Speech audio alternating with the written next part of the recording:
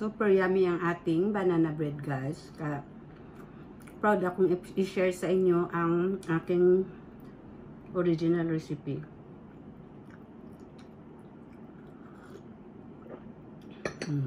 So yummy.